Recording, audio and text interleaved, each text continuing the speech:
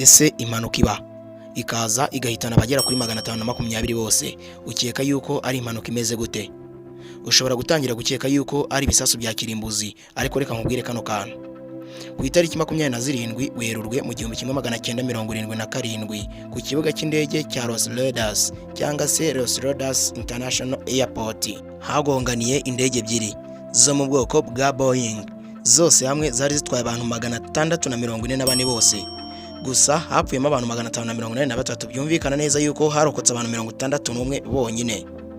Kuva uwo munsi kugeza na n'ubu ngubu, izo ndege ebyiri iyo zivuze abantu bose imitima irakangarana, barahungabana. Gusa ushobora gukomeza gutangira kwibaza yuko iyi mpanuka ari yahitanye abantu benshi cyane, kandi izi zari indege ebyiri. Hari indege imwe yo mu Buyapani yahitanye abageze kuri 520 ari imwe. Ibi byose ngiye kubikubwira. Ngiye kukubwira impanuka 5 z'indege zabaye mu mateka zigahitana umubare wa benshi kuva isi yaremwa.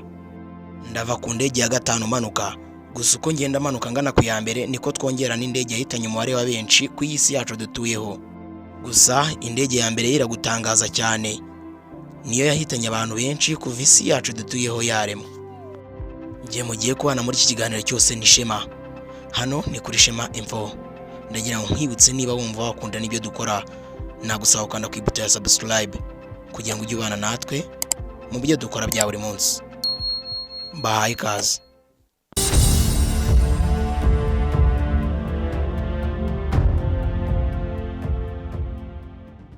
Ku mwanya wa 5 turahasanga impanuka mbi yabaye mu mateka y'isi. Impanuka y'indege bita Ethiopian Airline Flight 302 yakoreraga ikampanyi bita Ethiopian Airlines. Ubwoko bw'indege bwari Boeing 737 Max 8. Inzira y'indege cyangwa se aho iyi ndege yari irimo iranyura. Iyi ndege yari hagurutse ku kibuga cy'indege cya Addis Ababa muri Ethiopia yerekeje Nairobi muri Kenya. Yahagurutse ku kibuga bita Addis Ababa Bora International Airport.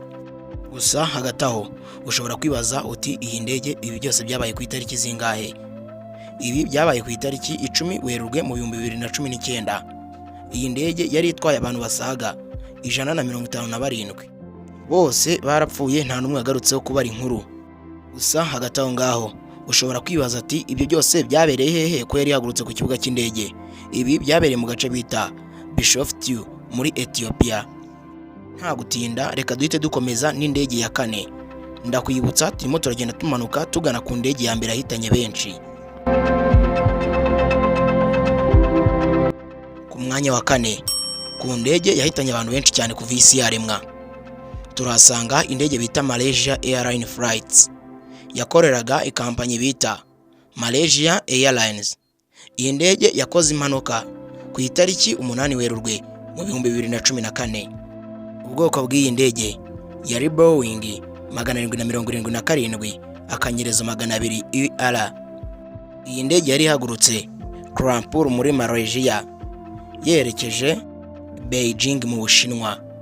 Iyi ndege yari itwaye abantu bagera kuri 239. Gusa ikintu gitangaje kuri iyi mpanuka, iyi ndege ikimara guhaguruka ku kibuga yahise iburirwa irengero kuri radar. Ntago bigeze bongera kuyibona. Kuva icyo gihe kugeza na n'ubu ngubu ntiragaragara. Bakeka yuko yaguye mu nyanja y'Ubuhinde. Abari bayirimo bose uko bari 239 bose barabuze, bityo bafatwa ko bapfuye. Nta gutinda, reka twerekeze ku ndege ya 3 mu mateka y'isi yahitanye umubare wa benshi kuva isi yaremwa. Gusa ndagira ngo mbibutse yuko nimunyandikira muri comment muri benshi yuko nabakorera detail for detail kuri buri ndege, nabyo nzabikora. Reka dukomeze. Iyi ngiyi nayo ni indege ya 3 mu zahitanye umubare wa benshi ku isi nzima dutuyeho. Iyi niyo bita Air India Flight 182 yakoreraga kampanyi y'Abahinde bita Air India. Iyi ngiyi yo yakoze impanuka ku itariki 23 Kanama mu 1985. Inzira y'indege cyangwa se ahantu yari bwanyure, yari bunyure Montreal muri Canada, igakomeza muri London UK, ikaza kuza guhagarara muri Delhi mu Buhinde. yari itwaye abantu bose hamwe bageze kuri 329.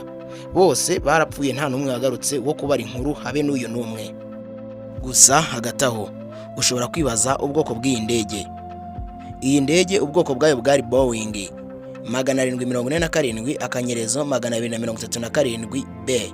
Ibi nibyo byatumye iza ku mwanya wa gatatu ku ndege zakoze impanuka zigahitana umubare w'abantu benshi cyane kuri iyi si nzima dutuyeho kugeza no muri uyu mwaka turimo. Urumva yuko iyi ndege nayo yahitanye ubuzima bwa benshi kugeza kuri ubu ngubu. Nta gutinda reka dukomeze n'indege ya kabiri yahitanye umubare w'abantu benshi ku iyi si nzima dutuyeho. Ndi kukwibutsa turi kugenda tugana ku ya mbere, niyo yahitanye benshi kurusha izindi zose muri iyi si nzima turiho. Reka dukomeze. Iki cyo noneho ni igitangaza kigenda. Ku mwanya wa kabiri mu ndege zahitanye abantu benshi cyane ku isi nzima dutuyemo, turasanga indege ebyiri zakoreye impanuka icyarimwe.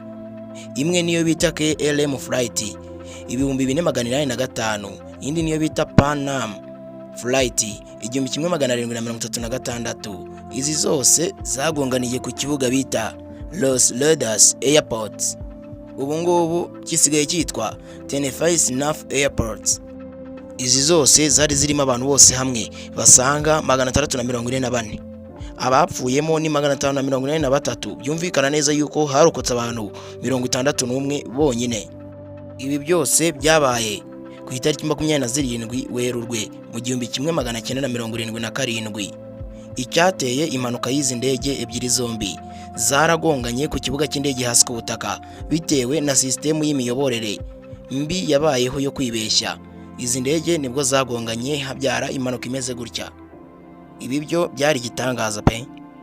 Nta gutinda reka dukomeze n'indege ya mbere mu mateka y'isi yakoze agashya ko guhitana abantu benshi cyane ku isi dutuye kugeza muri uyu mwaka turimo. Iyi niyo mpanuka y'indege yahitanye umubare w'abantu benshi cyane kuva iyi si yacu yabaho. Iyi niyo bita Japan Airline Flight 123 yakoreraga kampanyi y'Abayapani bita Japan Airlines. Iyi ndege yakoze impanuka ku itariki 12 Kanama mu 1985. Ubwoko bwayo yari Boeing 747 SR. Yari hagurutse Tokyo Haneda Airport yerekeje Osaka Itamu Airport. Yari itwaye abantu bose hamwe basaga 524. Gusa hapfuyemo abantu 520. Byumvikana neza 100% yuko harokotse abantu bane bonyine.